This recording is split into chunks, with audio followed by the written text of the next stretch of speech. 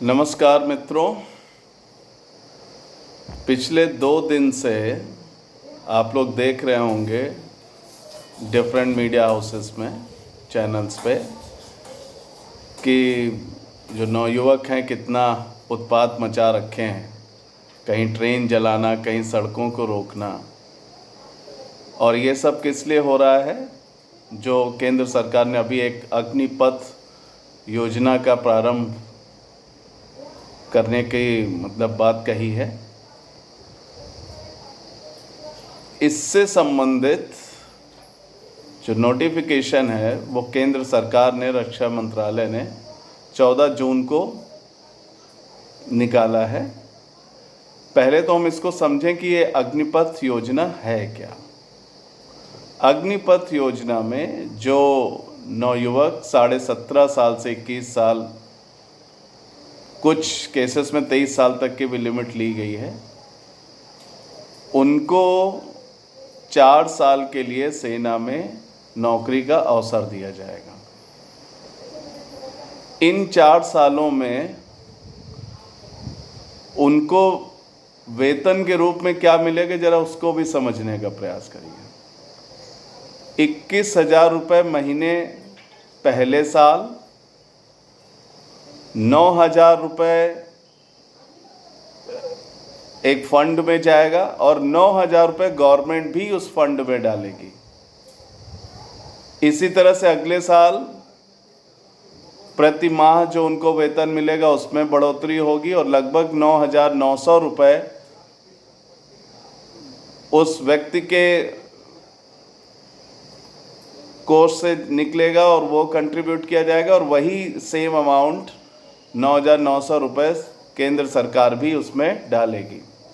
इस तरह से 4 सालों में व्यक्ति को लगभग 11 से 12 लाख रुपए की सैलरी मिल चुकी होगी। बाकी सुविधाएं उसको उसी तरह से मिलेंगी जैसे सेना में मिलती हैं।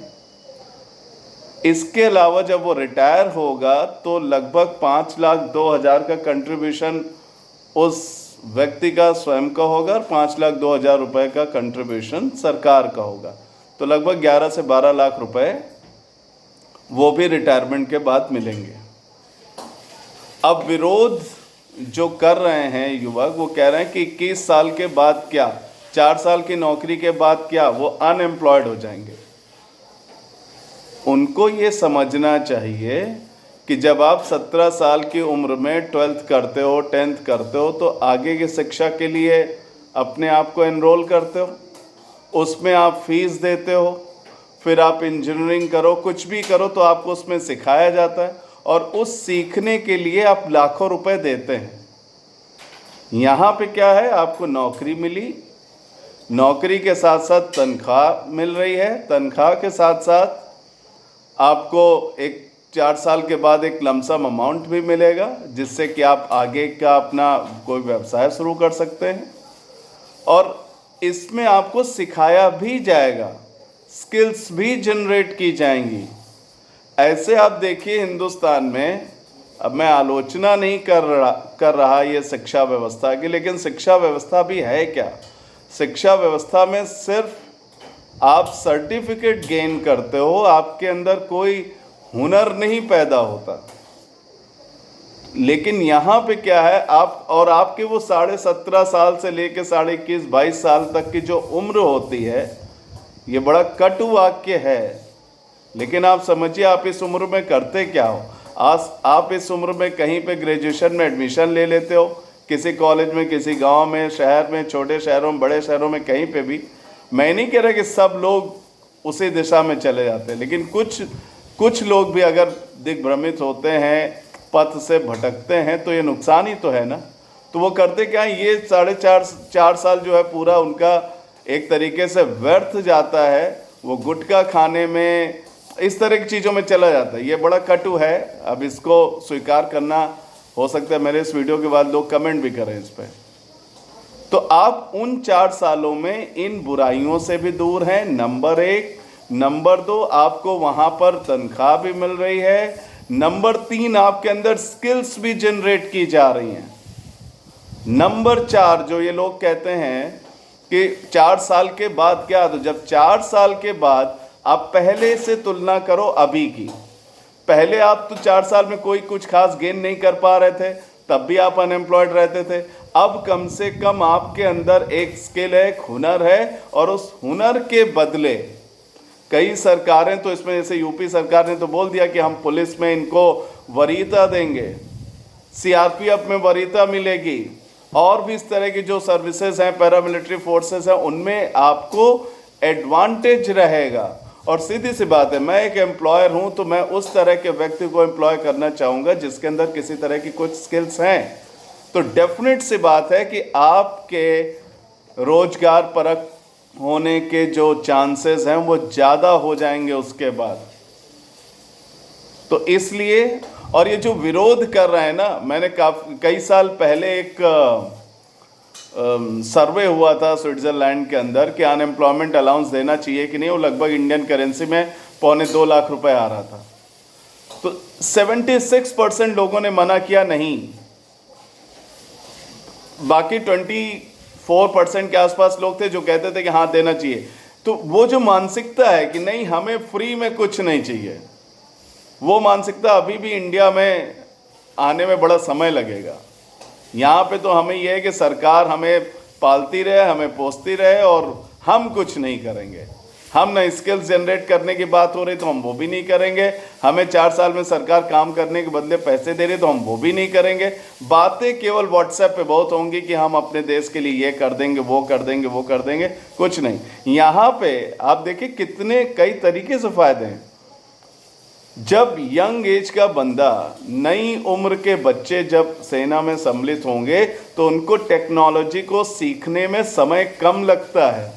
मैं बता दूं, मुझे अगर डाला जाए तो मैं तो शायद सीख भी ना पाऊं, लेकिन बच्चे बहुत जल्दी पिकअप करते हैं। तो हमारी सेना की जो औसत आयु है वो भी कम होगी, उनके अंदर स्किल्स ज़्यादा होंगी, वो ज़्यादा इफ़ेक्टिवली रिसोर्सेस को यूज़ कर सकते हैं।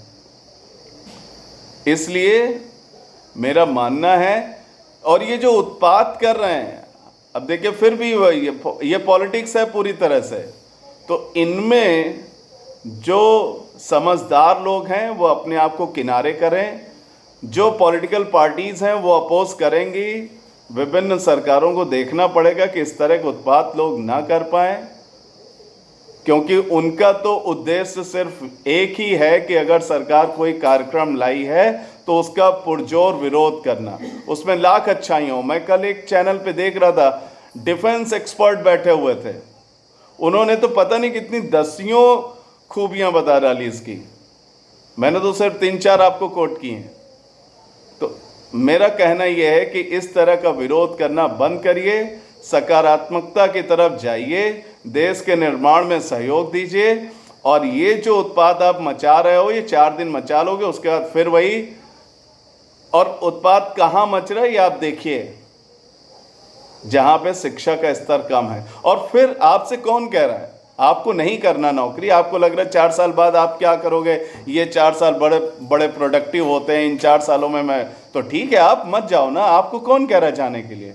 आप इन 4 सालों में अपने अध्ययन करिए, अपनी दूसरी चीज़ों की तैयारी करिए, उन कंपटीशंस को निकालिए। भाई जिनको जाना है उनके लिए अवरोध क्यों उत्पन्न कर रहे हो? मेरा कहना सिर्फ यही है कि जिनको जाना है आप उनके लिए अवरोध उत्पन्न मत करिए।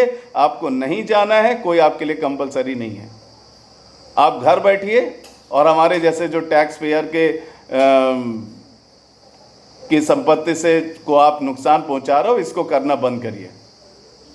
ये भी सरकारें नहीं बोलती हैं, बट वास्तविकता ये है कि ये भी देशद्रोह है। आप अपने देश की संपत्ति को नुकसान पहुंचा रहे हो, ये कतई अच्छी बात नहीं। आप अपना घर फूंक डालो, आपको नहीं समझ में आ रहा है तो वो तो नहीं करोगे। आप फूकोगे कहाँ पे? Railway station, bus station, police jeep, this that. कृपया इस पर विचार करें ठंडे मन से, और फिर देखें, इसको समझें, आपको समझ में आए करिए, नहीं समझ में आए तो जिनको समझ में आ रहा है उनको करने दीजिए, और आप अपनी दूसरी चीज़ों की तैयारी करिए। तैयारी करना तैयारी करिए, खैनी खाना है खैनी खाइए। जय हिंद, जय भारत।